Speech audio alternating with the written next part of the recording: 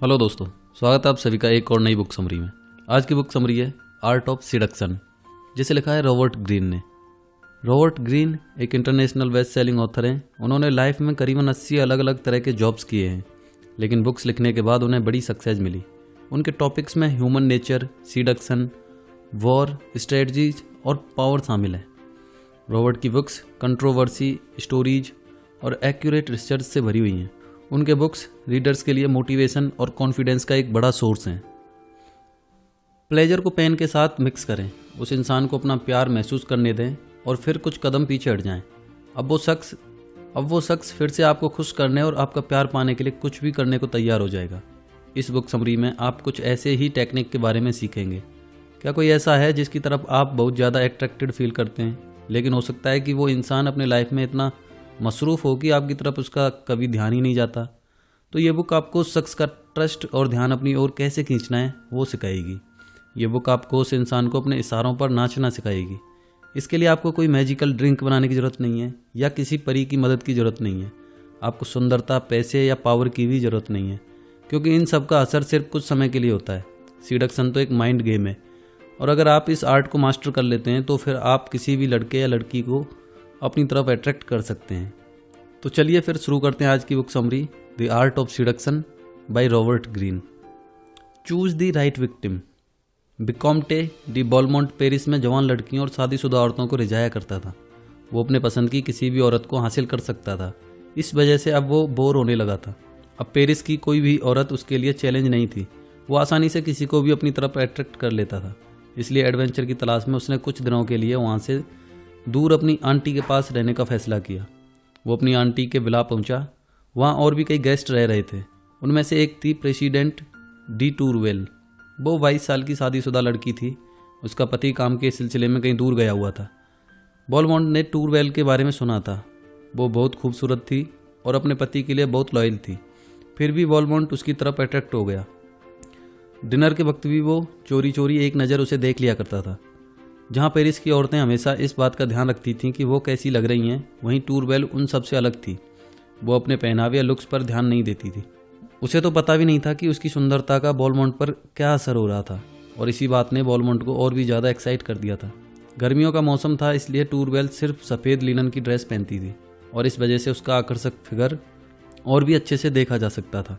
बॉलमोंट उससे अपनी नज़रें नहीं हटा पा रहा था। वो उसमें जैसे खोसा गया था। बॉलमोंट ने वहाँ कुछ दिन और रुकने का फैसला किया। ये सुनकर उसकी आंटी बहुत खुश हुई, हालांकि उन्हें असली कारण का बिल्कुल अंदाज़ा नहीं था। बॉलमोंट ने टूरवेल को रिझाने की ठान ली थी। उसे वो एक चैलेंज लगने लगी थी। अगर वो इसमें कामयाब हो जाता तो ये प्रूव हो जाता कि वो कमाल का सेड्यूसर था। प्रॉब्लम ये थी कि टूरवेल ने बॉलमोंट के बारे में काफ़ी कुछ सुन रखा था। वो जानती थी कि वो बदनाम था। वो उसके जाल में नहीं फंसना चाहती थी, इसलिए वो इस बात का ध्यान रखती थी कि वो उसके साथ कभी भी कहीं अकेले ना जाए। उसका भरोसा जीतने के लिए बॉलमोंट उसके साथ चर्च जाने लगा। उसने टूरवेल से कहा कि वो बिल्कुल बदल चुका था। एक दिन बॉलमोंट ने अपनी सिडक्शन को आगे बढ़ने से पहले टूरवेल को टेस्ट करने का फैसला किया। इससे उसे हिंट मिल जाता कि उसका सिडक्शन काम कर रहा है या नहीं, और टूरवेल उसमें इंटरेस्ट ले रही है या नहीं। बॉलमोंट ने अपनी आंटी और टूरवेल को गार्डन में वॉक करने के लिए इन्वाइट किया। उसने जानबूझकर ऐसा रास्ता चुना जहाँ वो कभी नहीं जाते थे। वो जानता था कि आगे एक छोटा गड्ढा था जिसमें पानी जमा हो जाया करता था। क्योंकि दोनों औरतों ने गाउन पहन रखा था, तो उसे ही दोनों का हाथ पकड़कर दूसरी ओर ले जाना पड़ता। जब वो वहाँ पहुँचा तो बॉलमोंट ने कहा कि किसी दूसरी तरफ का नज़ारा बेहद खूबसूरत था। अगर उन्होंने वो नहीं देखा तो क्या देखा, उनका आना ही बेकार हो जाएगा। वहाँ पहुँचने में उनकी मदद के लिए उसने अपना हाथ बढ़ाया। पहले उसने अपनी आंटी को पार करवाया, अब टूरवेल की बारी थी। बॉलमोंट को इसी पल का तो इंतजार था। उसका इरादा था कि वो इसे इस तरह पकड़ेगा कि टूरवेल का पैर लड़खड़ा जाए और वो बॉलमोंट को कसकर पकड़ ले। और बिल्कुल ऐसा ही हुआ। बैलेंस बिगड़ने से टूरवेल ने बॉलमोंट को बाहों में भर लिया। बॉलमोंट को उसकी तेज धड़कन सुनाई दे रही थी। जब उसकी नज़र टूरवेल के चेहरे पर गई तो वो शर्म से लाल हो गई थी। अब वो समझ गया था कि टूरवेल को सीड्यूस करना मुश्किल नहीं होगा। बहुत जल्द वो उसकी ओर खींची चली आएगी। तो आपको क्या लगता है कि किस वजह से टूरवेल बॉलमोंट की शिकार बन गई थी? पहला, वो अपनी लाइफ से बोर हो गई थी। शायद वो खुद नहीं जानती थी कि उसे एक एडवेंचर की तलाश थी। दूसरा, वो भोली वाली थी। वो सीड्यूसर नहीं थी, इसलिए बॉलमोंट जो गेम खेल रहा था वो उस बारे में कुछ नहीं जानती थी। उसे एक अधूरापन लग रहा था, और बॉलमोंट ने यह जताया कि वो उस कमी को पूरा कर सकता था। अपने टारगेट को पाने की जल्दबाजी मत करो। आप अपने और विक्टिम के बीच टेंशन क्रिएट कर सकते हैं। ये सिडक्शन को और भी ज़्यादा स्ट्रॉन्ग बना देता है। और सबसे ज़रूरी चीज़, आगे बढ़ने से पहले हिंट ढूंढना चाहिए। ये पता लगाना चाहिए कि उस इंसान को आप में थोड़ा भी इंटरेस्ट है या नहीं। अगर हाँ, तब आपको सिडक्शन को और गहरा करना होगा। नेक्स्ट है approach indirectly. Anne Marie 17th century में फ्रांस की एक रानी थी। उनके दादा किंग हेनरी IV थे। उनके परिवार ने एन के लिए कई रिश्ते देखे थे, लेकिन वो सब एक पॉलिटिकल डील जैसे थे। एन को कभी कोई ऐसा नहीं मिला था जो सच में उससे प्यार करता हो। वो 42 की हो गई थी, लेकिन अब तक उनकी शादी नहीं हुई थी। एक दिन राजा के दरबार में उसकी मुलाकात एक बहादुर सोल्जर से हुई। उसका नाम मार्किस एंटोनिन था। वो दिखने में बहुत साधारण था, उसकी हाइट भी कुछ कम थी, लेकिन उसकी बहादुरी के किस्सों ने सबको इम्प्रेस कर दिया था। एन जानती थी कि वो औरतों को सिड्यूस करने में माहिर था, लेकिन वो उसके बारे में और जानने से खुद को रोक नहीं पा रही थी। अगले कुछ पलों तक वो कई बार एक दूसरे से दरबार में टकराए और उनके बीच बातचीत हुई। एन ने अपनी डायरी में लिखा था कि मार्किस के साथ बातचीत उस दिन का सबसे स्पेशल और यादगार मोमेंट था। वो अच्छे दोस्त बन गए थे। कुछ ही समय में मार्किस उनके हमराज बन गए। अब वो उनके साथ अपने सीक्रेट शेयर करने लगी थी। मार्किस उन्हें कई बातों में अपनी राय भी देने लगे थे। एन को यह विश्वास हो गया था कि उसे मार्किस से प्यार हो गया है। अब वो मार्किस के दिल का हाल जानना चाहती थी, इसलिए उसने जरा घुमाकर मार्किस से अपनी शादी के मामले में एडवाइस मांगी। एन के लिए रिश्तों की तलाश अब भी जारी थी। उसने मार्किस से पूछा कि उन लड़कों में से कौन सा उसके पति बनने के लिए बेस्ट चॉइस था। एन एक्सपेक्ट कर रही थी कि वो जेलस हो जाएंगे। उन्होंने सोचा बस यही मौका है जब मार्किस अपनी फीलिंग्स का इजहार कर सकते हैं। लेकिन उन्हें धक्का तो तब लगा जब उन्हें एहसास हुआ कि मार्किस को उनकी कोई परवाह नहीं थी।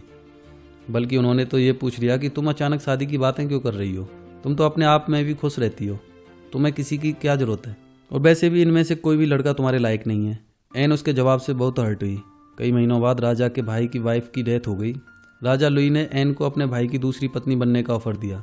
एन को यह बात बिल्कुल अच्छी नहीं लगी। उसने ये बात मार्किस से शेयर की और उनकी एडवाइस मांगी। मार्किस ने कहा कि उन्हें राजा के प्रति वफादार होना चाहिए और जिस तरह भी हो सके उनकी हमेशा सेवा करनी चाहिए। एन इस जवाब से एक बार फिर निराश हो गई थी। इससे भी ज़्यादा बुरा तो तब हुआ जब मार्किस ने उससे बात करना बंद कर दिया। उसने अचानक ही एन से दूरी बना ली थी। ऐसा लग रहा था मानो अब वो उसका दोस्त बने रहना नहीं चाहता है। एन ने राजा को अपना डिसीजन बताया कि वो उनके भाई से शादी करना नहीं चाहती। फिर वो मार्किस के पास गई और उन्हें एक पेपर दिया और कहा कि वो सिर्फ अगली सुबह ही इसे पढ़ सकते थे।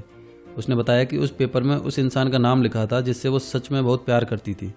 मार्किस ने जब पेपर खोला तो उसमें सिर्फ 3 शब्द लिखे थे, वो तुम हो। जब एन ने दरबार में मार्किस के साथ अपनी एंगेजमेंट के बारे में बताया तो पूरा दरबार चौंक गया। एन फ्रांस की दूसरी सबसे पावरफुल औरत थी, फिर भी उसने एक मामूली सोल्जर को चुना था। अब कोई भी उसका मन नहीं बदल सकता था। तो कुछ समझे आप? असल में मार्किस हिस्ट्री के एक बेमिसाल और ग्रेट सीड्यूसर थे। पहले उन्होंने एन का इंटरेस्ट जगाया, फिर उन्हें खुद की तरफ अट्रैक्ट किया और उनकी फीलिंग्स को एक्साइट किया।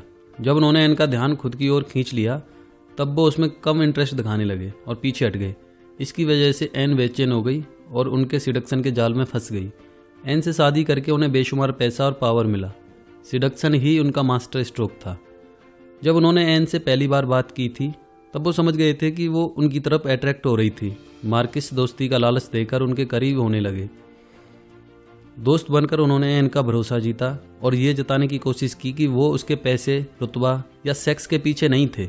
उन्हें विश्वास था कि धीरे धीरे ही सही, लेकिन एन उनसे प्यार करने लगेगी। सिडक्शन का दूसरा स्टेप होता है दोस्ती बढ़ाना। ऐसा करने से आपका टारगेट आपके साथ कंफर्टेबल हो जाता है। वो थोड़ा इनसिक्योर भी फील करने लगता है। आप अपनी हद पार नहीं कर रहे तो वो कभी आपके छुपे हुए मकसद को नहीं समझ पाएगा और आप पर विश्वास करने लगेगा। फिर आपको इस दोस्ती को और गहरा करना होगा। बाद में एक ऐसा टाइम आएगा जब उसमें यह जानने की तड़प पैदा होने लगेगी कि क्या वो दोस्त से बढ़कर कुछ और भी हो सकता है या नहीं। लेकिन आप उसे पहला कदम उठाने दें। इसे इस भ्रम में रहने दें कि वो आपको कंट्रोल कर रहा है, लेकिन सच तो सिर्फ आप जानते हैं कि कंट्रोल किसके हाथ में है। नेक्स्ट है सेंड मिक्स्ड सिग्नल्स। ऑगस्ट प्रसिया का प्रिंस था। उसकी उम्र 24 साल थी। वो फ्रेडरिक द ग्रेट का भतीजा था। उसने पूरा फ्रांस घूम लिया था। वो वहाँ की हर जवान लड़की को सिड्यूस कर चुका था। एक दिन उसने मैडम डी स्टेल के विला में जाने का फैसला किया। वो एक फेमस फ्रेंच राइटर थीं। मैडम स्टेल ने ऑगस्ट का बहुत स्वागत किया। उन्होंने ऑगस्ट को अपने सारे गेस्ट से मिलवाया। उसके बाद सभी ड्राइंग रूम में कॉफ़ी पीने चले गए। वो सब नेपोलियन के वॉर स्ट्रेटजी और पेरिस के लेटेस्ट फैशन के बारे में बात कर रहे थे। तभी अचानक दरवाज़ा खुला। एक 30 साल की बेहद खूबसूरत औरत अंदर आई। उसका नाम मैडम रिकेमियर था। वो स्टेल की करीबी दोस्त थी। उसने प्रिंस से हेलो कहा और ख़ुद को इंट्रोड्यूस किया। फिर वो ऊपर अपने कमरे में चली गई। ऑगस्ट ने उसके बारे में काफ़ी कुछ सुना था। वो फ्रांस के चर्चित और चहेते लोगों में से एक थी। न जाने कितने लड़के उसके लिए दीवाने थे। उसका चेहरा आर्टिस्ट के लिए किसी आर्ट से कम नहीं था। वो इतनी सुंदर थी कि वो सिर्फ उसके चेहरे को ही नहीं बल्कि उसके पैरों की पेंटिंग बनाने के लिए भी तरसते थे। जब वो वाइट ड्रेस पहनकर वॉर रूम पार्टीज में डांस करती तो सबकी नज़रें उसी पर टिकी रहती थी। बड़ी आसानी से वो सबका ध्यान अपनी ओर खींच लेती थी। वैसे तो प्रिंस को कम उम्र की लड़कियां पसंद थीं, लेकिन रिकेमियर की अदाओं ने उस पर जादू सा कर दिया था। अपने सामने उसे अचानक देखकर वो बस उसे देखता ही रह गया। उसने सोचा कि लोग जितना कहते हैं वो उससे भी ज़्यादा सुंदर है। जहाँ एक तरफ वो अट्रैक्टिव और स्वीट लग रही थी, वहीं दूसरी ओर वो बहुत मिस्टीरियस भी थी, और इसी चीज़ ने ऑगस्ट को बेचैन कर दिया था। डिनर के समय ऑगस्ट उसे गौर से नोटिस कर रहा था। वो बिल्कुल चुप थी, उसकी पलकें झुकी हुई थी। उसने एक दो बार नज़रें उठाकर प्रिंस की आंखों में देखा। ऑगस्ट की खुशी का तो ठिकाना ही नहीं था। अब वो उसकी ओर और अट्रैक्ट होने लगा था। खाने के बाद सब गैलरी में इकट्ठा हुए। रिकेमियर ने एक म्यूजिकल इंस्ट्रूमेंट बजाना शुरू किया। साथ ही वो एक रोमांटिक गाना गाने लगी। उसकी आवाज़ ऐसी थी कि जो सुने बस उसमें खो जाए। उसके चेहरे पर एक मासूमियत थी। वो बीच बीच में ऑगस्ट को देख रही थी। उसकी आंखों में एक अजीब सा नशा था। ऑगस्ट बहुत कन्फ्यूज्ड फील कर रहा था, लेकिन वो बिल्कुल मोहित होकर उसे एक नज़र देखे जा रहा था। उस रात के बाद उसने वहाँ कुछ और दिन रुकने का फैसला किया। अगले कुछ दिनों में वो दोस्त बन गए। वॉक पर साथ जाने लगे। कभी कभार वो डांस पार्टीज में और वोटिंग करने भी जाया करते थे। देर रात तक एक दूसरे से बातें करने लगे। उन्हें एक दूसरे का साथ अच्छा लगने लगा था।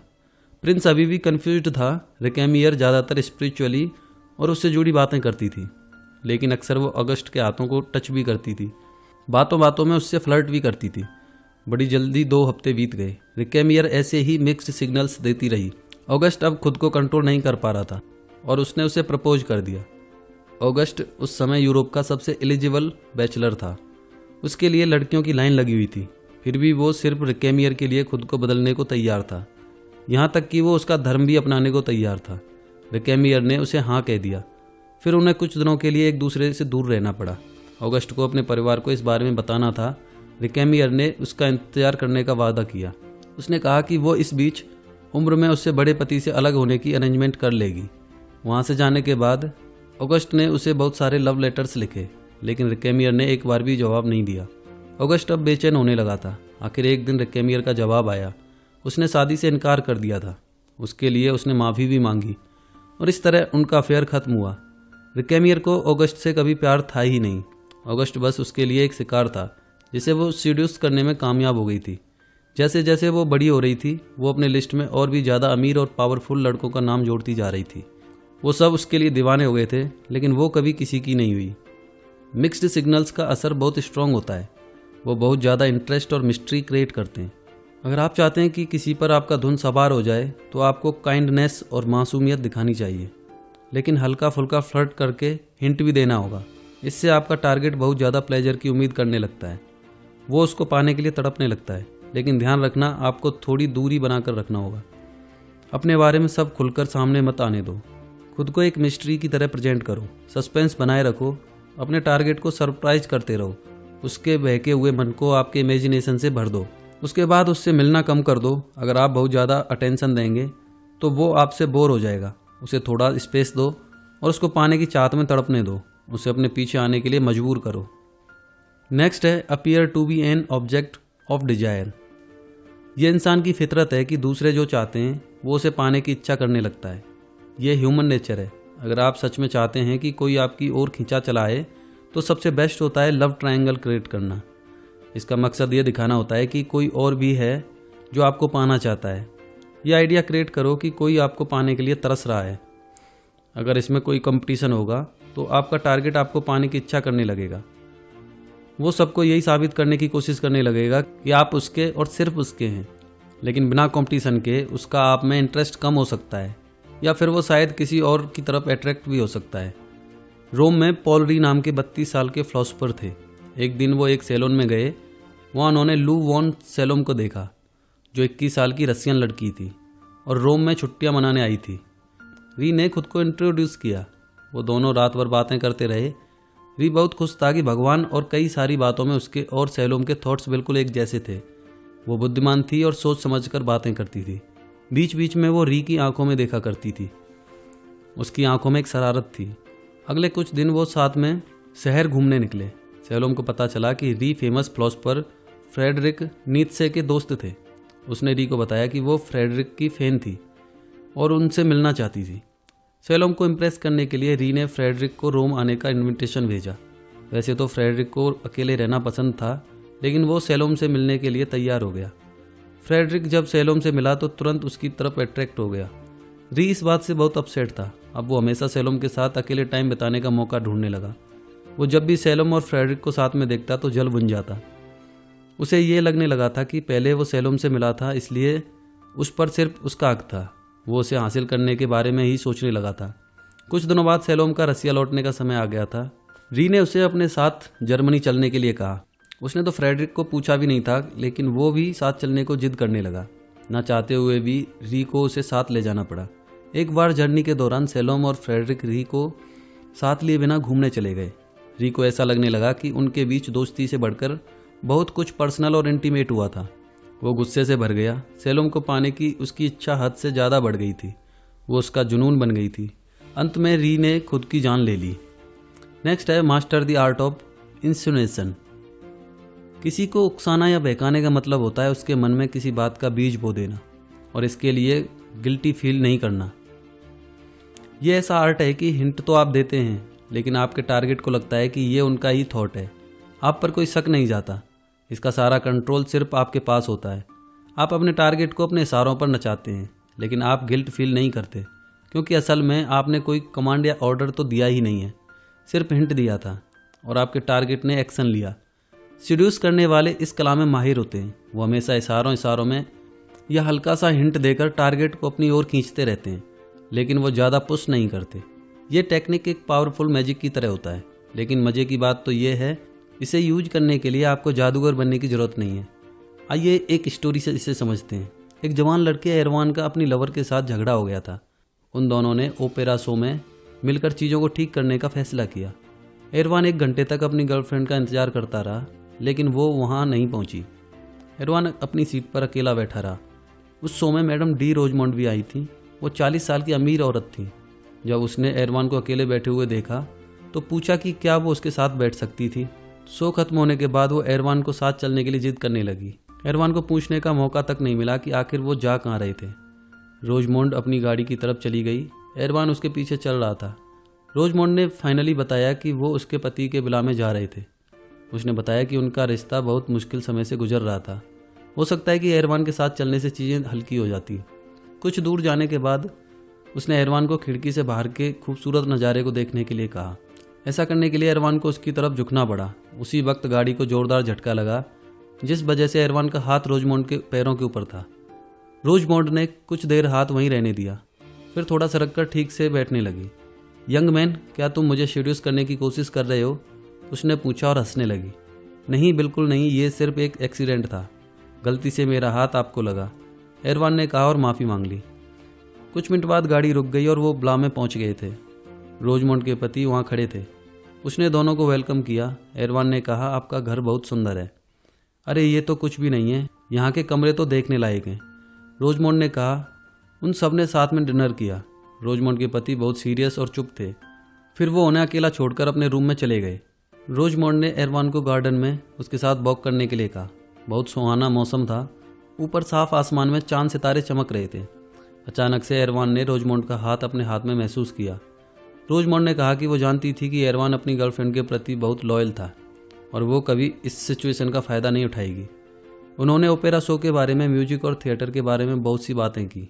रोजमोंड ने बताया कि पास में एक पेविलियन था जो देखने लायक था। घना अंधेरा हो चुका था, लेकिन किसी तरह उन्हें रास्ता मिल गया। फिर वो दोनों उसके अंदर चले गए। एरवान को अपनी हार्ट बीट के अलावा कुछ सुनाई नहीं दे रहा था। रोजमोंड ने बताया कि इस जगह के साथ उसकी कई सारी यादें जुड़ी हुई थीं। वो दोनों एक सोफे पर बैठ गए। एरवान को नहीं पता कि उसे क्या हुआ, लेकिन उसने मुड़कर रोजमोंड को किस कर लिया। पहले तो रोजमोंड पीछे हट गई, लेकिन फिर उसने एरवान को कस कर पकड़ा और बहुत पैशन के साथ उसे किस करने लगी। कुछ पलों बाद जब उसे महसूस हुआ कि क्या हो रहा था, उसने कहा कि उन्हें वापस विला की तरफ चले जाना चाहिए। यह बहुत खास और खूबसूरत शाम थी, रोजमोंड ने मुस्कुराते हुए कहा। विला में एक बहुत स्पेशल और सुंदर कमरा है, लेकिन वो मैं सिर्फ तब दिखाऊंगी जब तुम ना बहकने का वादा करोगे और अच्छे से बिहेव करोगे। एरवान इसका मतलब नहीं समझा, लेकिन उसके पीछे चल दिया। वो उसे रूम में ले गई। वाकई में वो रूम बहुत बड़ा और आलीशान था। उसकी सजावट देखने लायक थी। एरवान एक बार में समझ गया कि इस रूम को खास दिल बहलाने और अपने शौक पूरे करने के लिए बनवाया गया था। वहाँ चारों तरफ दर्पण लगे हुए थे। ग्रीक गॉड एरोस की एक स्टैचू भी थी। उस रूम में ऐसी कई पेंटिंग्स लगी हुई थी जिसमें कपल्स के इंटीमेट मोमेंट्स को दिखाया गया था। पेविलियन में जिस चीज़ की शुरुआत हुई थी, अब इस रूम में वो उससे बहुत आगे बढ़ चुका था। उन्होंने रात साथ में बिताई। समय कब निकला पता ही नहीं चला। एक सेवक ने दरवाजे पर नॉक करके उन्हें बताया कि सुबह हो चुकी थी और उनके पति कभी भी जाग सकते थे। जब एरवान जाने लगा तो रोजमोन ने कहा, गुड बाय यंग मैन, एक हसीन और खूबसूरत रात के लिए शुक्रिया। एरवान सारे रास्ते सोचता रहा कि सेड्यूसर तो वो था। हाँ, ये बिल्कुल सच था कि एरवान ने ही पहला कदम उठाया था, लेकिन सच्चाई ये थी कि वो कब रोजमोन के जाल में फंस गया उसे पता ही नहीं चला। उसने एरवान को बेकाबू होने पर मजबूर कर दिया था और उस प्लेजर को हासिल करने में सक्सेसफुल हो गई थी, ठीक वैसे ही जैसा कि वो चाहती थी। नेक्स्ट है enter their spirit. Cindy Adams एक अमेरिकन जर्नलिस्ट थी। 1961 में उसे इंडोनेशिया के प्रेसिडेंट सुकर्णो का इंटरव्यू लेने का मौका मिला। यह उसके लिए एक बहुत बड़ा मौका था, क्योंकि उसने अभी अभी अपने करियर की शुरुआत की थी। उस समय सुकर्णो का बहुत नाम था। उन्होंने इंडोनेशिया को डच से इंडिपेंडेंस दिलाने में लीडरशिप की भूमिका निभाई थी। वो 1949 में प्रेसिडेंट के पद के लिए चुने गए थे और अपनी पोजीशन पर अब तक बरकरार थे। उस समय सुकर्णो काफ़ी प्रॉब्लम्स फेस कर रहे थे, क्योंकि वेस्ट में उनकी रेपुटेशन अच्छी नहीं थी। उनकी फॉरेन पॉलिसी की वजह से उन्हें हिटलर ऑफ एशिया का टाइटल दिया गया था। यूएस में उन्हें बिल्कुल पसंद नहीं किया जाता था। सिंडी चाहती थी कि वो इंटरव्यू काफ़ी दिलचस्प हो, इसलिए उसने शुरुआत एक जोक से की। उसे आश्चर्य तो तब हुआ जब सुकर्णो को जोक पसंद आया। इसके बाद माहौल थोड़ा लाइट हो गया था। इंटरव्यू के बाद सुकर्णो ने सिंडी को बहुत सारे गिफ्ट्स दिए। जब वो अपने घर न्यूयॉर्क पहुंची तो उसे सुकर्णो के फ्रेंडली लेटर्स मिलने लगे। 3 साल बाद उन्होंने सिंडी से पूछा कि क्या वो उनकी ऑटोबायोग्राफी लिखने में मदद करेंगी। सिंडी बहुत कंफ्यूज्ड थी। वो एक जानी मानी जर्नलिस्ट नहीं थी, फिर भी सुकर्णो ने उसको ऑथर के रूप में चुना था। उसे इस बात का ख्याल आने लगा कि कैसे फ्रांस के लोगों ने उन्हें एक ग्रेट सेड्यूसर का लेवल दिया था। सुकर्णो की 4 बीवियां थीं और उनके हजारों अफेयर के किस्से चर्चा का विषय रह चुके थे। इन सब के बावजूद सिंडी ने ऑफर एक्सेप्ट कर लिया था, क्योंकि ये एक बड़ा और कमाल का मौका था। सिंडी ने फैसला किया कि वो सुकर्णो के साथ बिल्कुल वैसे ही पेश आएगी जैसे पहली मुलाकात में आई थी। बुक लिखने के लिए उन्होंने पहला इंटरव्यू किया। सिंडी सुकर्णो को अपने होटल की शिकायत करने लगी और बताया कि वहाँ के स्टाफ बहुत रूड थे। सुकर्णो ने एक लेटर लिखा जिसमें साफ साफ इंस्ट्रक्शन दिया गया था कि सिंडी को वीआईपी ट्रीटमेंट दिया जाना चाहिए। अगले इंटरव्यू के लिए सिंडी को सुकर्णो के होम टाउन जाना पड़ा ताकि वो उनके बचपन के बारे में लिख सके। इस बार उसने फ़्लाइट की शिकायत की। सुकर्णो ने उसे एक प्राइवेट प्लेन और पर्सनल पायलट के साथ पूरा केबिन क्रू ही दे दिया। एक दिन सुकर्णो ने सिंडी से पूछा, क्या तुम जानती हो मैं ये ऑटोबायोग्राफी क्यों लिख रहा हूँ? सिर्फ तुम्हारी वजह से। उन्होंने कहा कि सिंडी बहुत स्मार्ट और दिलचस्प लड़की थी। वो हर रोज़ सिंडी के कपड़ों की तारीफ़ करते। सिंडी को लगने लगा था कि वो हिटलर ऑफ एशिया तो बिल्कुल ही नहीं है, जैसा कि दूसरे सोचते थे। कई बार सुकर्णो ने इन बातों में सिंडी के हाथ को टच किया। एक बार तो ऐसा मौका भी आया जब सुकर्णो ने उसे किस करने की कोशिश की, लेकिन सिंडी ने क्लियर कर दिया था कि वो अपनी शादीशुदा लाइफ में बहुत खुश थी। सुकर्णो ने उसकी बात मान ली और कहा कि वो इस बात को समझते हैं, लेकिन वो दोस्त बनकर तो रह सकते हैं ना। यह इंटरव्यू कई महीनों तक चला। सिंडी ने सुकर्णो में कई बदलाव नोटिस किए। वो उसके साथ पर्सनल और इनफॉर्मल होने लगी थी। अब वो भी सिंडी की तरह फनी और खुश मिजाज हो गए थे। पहले तो वो मिलिट्री यूनिफॉर्म पहना करते थे, लेकिन अब कैजुअल कपड़े पहनने लगे थे। अब तो वो कई बार नंगे पैर भी घूम लिया करते थे। सुकर्णो सिंडी के बहुत क्लोज हो गए थे। एक रात उन्होंने सिंडी से उसके बालों के रंग के बारे में पूछा। सिंडी ने कहा ब्लू ब्लैक कलर है शायद। उन्होंने कहा कि उन्हें भी बिल्कुल वैसा ही रंग अपने बालों में चाहिए था। सिंडी ने सोचा कि वो मजाक कर रहे थे, लेकिन फिर सुकर्णो ने सिंडी को उनके महल में इनवाइट किया। सिंडी ने खुद सुकर्णो के बालों पर कलर लगाया। अब उन दोनों के बालों का रंग बिल्कुल एक जैसा हो गया था। 1965 में वो बुक पब्लिश की गई। उसका टाइटल था Sukarno an autobiography as told to Cindy Adams. वो बुक बहुत बड़ी हिट साबित हुई। वेस्ट के लोगों के लिए बहुत बड़ा सरप्राइज था, क्योंकि बुक के माध्यम से सुकर्णो की पर्सनैलिटी एक चार्मिंग और प्यारे इंसान के रूप में सामने आई थी। अब उन्हें तानाशाह के रूप में नहीं देखा जाता था, और सुकर्णो बिल्कुल यही तो चाहते थे। वेस्ट के लोगों की सिंपैथी और इंडोनेशिया के लोगों का प्यार। उस समय इंडोनेशिया गवर्नमेंट मिलिट्री द्वारा हटाए जाने के कगार पर था। बेशक इस बुक ने उनके प्रेसिडेंट के लिए सबकी सोच और नज़रिए को बदल कर रख दिया था। वो और ज़्यादा पसंद किए जाने लगे और भी ज़्यादा पॉपुलर हो गए थे। आखिर उनकी सिडक्शन की ट्रिक काम आ गई। लेकिन इन सब के लिए उन्होंने सिंडी एडम्स को क्यों चुना? इसके 3 कारण थे। पहला, वो एक जानी मानी जर्नलिस्ट नहीं थी, उसे बहुत कम एक्सपीरियंस था। उसने अपने प्रोफेशनल रिलेशन को पर्सनल और इनफॉर्मल होने दिया। दूसरा, वो वेस्ट से थी। अमेरिका और यूरोप के लोग आसानी से उसकी लिखी बातों पर विश्वास कर लेते। और तीसरा, वो एक औरत थी। सुकर्णो ने बहुत ध्यान से सिंडी को देखा, समझा और उसके जैसे बनने लगे। वो फनी, दिलचस्प और फ्रेंडली थी, इसलिए वो भी बिल्कुल उसके जैसे बन गए थे। यहाँ तक कि उन्होंने तो अपने बालों का रंग भी उसके जैसा कर लिया था। ऐसा करने से आप अपने टारगेट के डिफेंस सिस्टम को तोड़ देते हैं और वो आपके साथ खुलने लगता है। उन्होंने हमेशा सिंडी की शिकायतों को दूर किया, उसकी ज़रूरतों को पूरा करके उसे कंफर्टेबल फील कराया। अब सिंडी की नज़र में वो हिटलर जैसे नहीं, बल्कि एक अट्रैक्टिव, केयरिंग और फ्रेंडली इंसान बन गए थे। और उसने इसी इमेज को बुक में लिखकर लोगों के सामने पेश किया था। तो वक्त आ गया अब इस बुक के कंक्लूजन का। तो आपने सिडक्शन के अलग अलग फेज के बारे में जाना। सिडक्शन में 2 चीज़ें सबसे इंपॉर्टेंट होती हैं। पहला, खुद को समझना कि आप में क्या खास क्वालिटी है किसी को इम्प्रेस करने की। दूसरा, अपने टारगेट को ठीक से समझना, उनकी पसंद, उनकी ज़रूरतों को डिटेल में जानना। आपने जाना कि सिडक्शन की शुरुआत करने के बाद थोड़ा पीछे हटकर ये टेस्ट करना चाहिए कि क्या वो इंसान सच में आप में इंटरेस्टेड है या नहीं। फिर उसका दोस्त बनकर भरोसा जीतने की कोशिश करें। मिक्स्ड सिग्नल देकर थोड़ा मिस्ट्री क्रिएट करें। अपने टारगेट को सरप्राइज करते रहें। आप हल्के फुल्के फिजिकल एक्शन जैसे हाथों को टच करना, आंखों में देखना, आवाज़ में सिडक्शन पैदा करना को भी यूज कर सकते हैं। उसके बाद पीछे हटकर उसे बेचैन कर दें, उन्हें आपको मिस करने दें। ऐसा दिखाएं कि कोई और भी है जो आपको पाने के लिए तरस रहा है। इससे आपका टारगेट आपको पाने की ओर और ज़्यादा इच्छा करने लगेगा। उनके मन में पैशन और इंटीमेसी से सीड्स को प्लांट करें। उन्हें कन्फ्यूज्ड रखें। उनकी ज़रूरतों को समझकर अपनी केयरिंग इमेज उनके सामने बनाएं। अगर आप ये स्टेप्स फॉलो करेंगे तो आप किसी को भी अपनी तरफ अट्रैक्ट कर सकते हैं। फिर वो हमेशा आपका बनकर ही रहेगा। लेकिन ध्यान रखना, आप सबको सेड्यूस नहीं कर सकते। सिर्फ उसे कर सकते हैं जिसे अपनी लाइफ में कोई कमी या अधूरापन लगता है। इसलिए अपना टारगेट ध्यान से चुनो। सिडक्शन में आप क्या कहते हैं वो ज़्यादा मायने नहीं रखता, बल्कि आप अपने टारगेट को कैसा फील करवाते हैं वो ज़्यादा ज़रूरी होता है। हिस्ट्री के कई फेमस लड़के लड़कियों ने इन सिडक्शन का इस्तेमाल करके न जाने कितने जंग की शुरुआत की, एम्पायर को रूल किया और बेशुमार धन दौलत को हासिल किया। सिडक्शन एक माइंड गेम है जो लोगों की साइकोलॉजी के साथ खेलता है। ये ऐसे लोगों को सिड्यूस करता है जिन्हें अपनी लाइफ में एक अधूरापन लगता है। ऐसे लोग बड़ी जल्दी किसी की तरफ खींचे चले जाते हैं। इसमें प्यार की कोई जगह नहीं होती। ये लोगों की फीलिंग्स की परवाह नहीं करता, बस उसे एक्साइट करके छोड़ देता है। और कमाल की बात तो ये है कि ये पावर आपके पास भी हो सकती है, बस सिडक्शन के आर्ट को समझने की ज़रूरत है। तो दोस्तों, ये बुक समरी तो यहीं समाप्त होती है। आपको इस बुक समरी का कौन सा पॉइंट या कौन सी बात अच्छी लगी वो आप हमें कमेंट सेक्शन में जाकर बता सकते हैं। साथ ही ये भी बता सकते हैं कि नेक्स्ट बुक समरी आप कौन सी सुनना चाहते हैं। मिलते हैं नेक्स्ट बुक समरी में। जय हिंद, जय भारत।